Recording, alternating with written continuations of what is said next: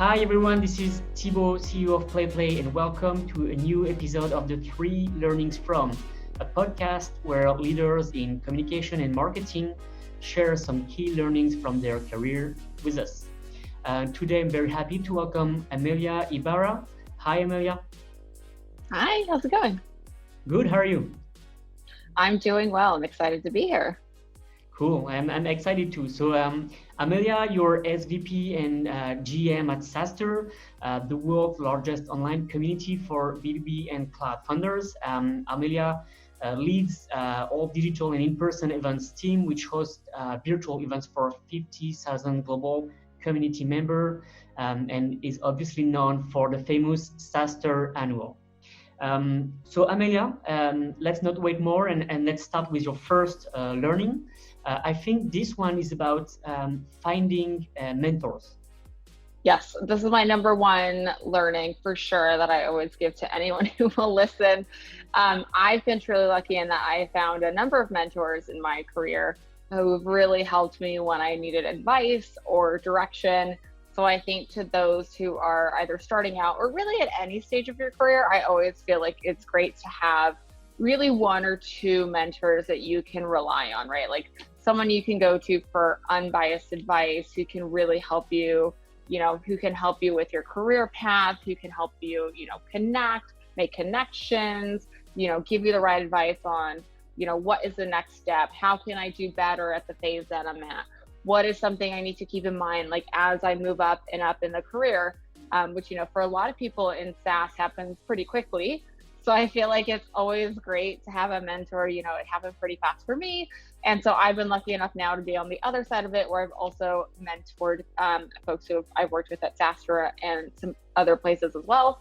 So yeah, this is usually my number one hack, is to find a really great mentor, at least one. I always think a few is better, but it's not always easy to find a great mentor, which is why, we have a lot of mentorship programs at SaaStr, but there are other mentorship programs like that out there.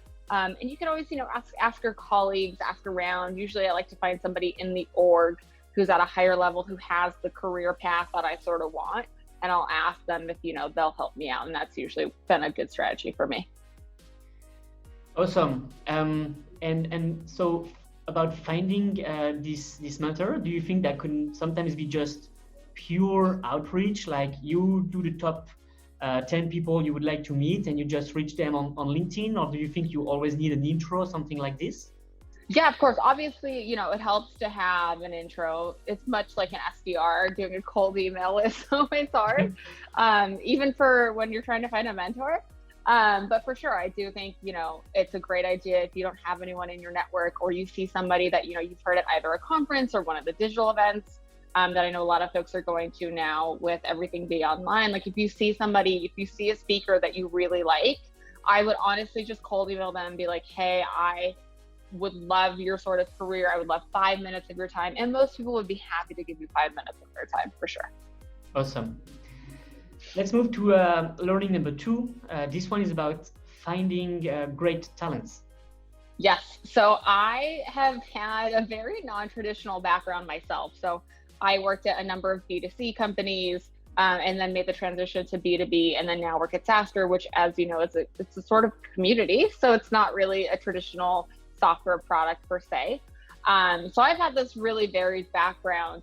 And so I tend to look for great talent from non-traditional settings myself, because I come from that kind of background. So, I tend to look for folks who are just really good at their craft, no matter what the field is. So, I've looked for people from B2C, even at a B2B company. At B2B companies, I try and look for people who are creative and can really think outside the box of like what normal traditional demand gen should look like. I've hired a number of folks who have been contractors. I found people just like on the internet of, if I see a really good marketing campaign, I'm like, okay, well, who did this? Like, I like it. And so if I like it, possibly this person wants to come work with me. So that's, very non-traditional recruiting way. But I tend to like it because I usually try and find like, the diamonds in the rough, as I like to say. It's really hard for me to recruit traditionally from like LinkedIn and like accepting applications. I don't know what it is. Like I do that, but I prefer to just like almost go outbound and like find good marketing campaigns, or if I see an applicant who has a non-traditional background, I'm usually more gravitated towards that. Awesome. So let's move to learning number 3, which I think is about the best marketing campaign.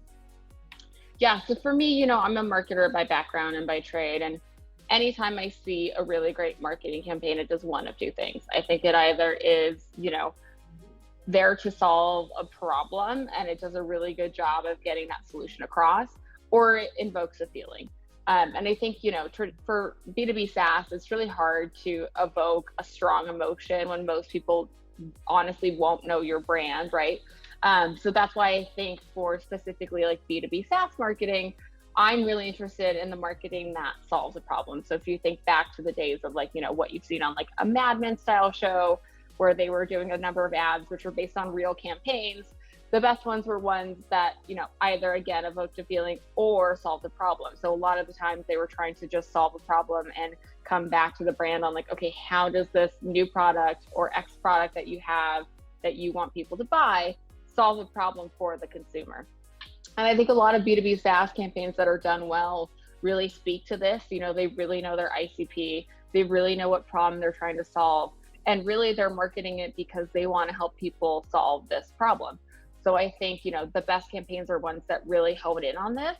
So it's always a good idea to ask yourself, okay, what problem are we solving for our customers? Like, why does this make their life easier? What data do we have that can show them like how much time they'll save, how much it'll impress their boss, like especially early on, like, you know, all like what data can you bring to the table? How does this help, you know, your sales team, your product team? How does it help the rest of the company? I think those are really important things. And then, you know, the last thing I always say to people is like, if you're launching a marketing campaign, would you click it? Like if you wouldn't click it yourself and it doesn't speak to you, then probably your customers won't speak to them either. Awesome.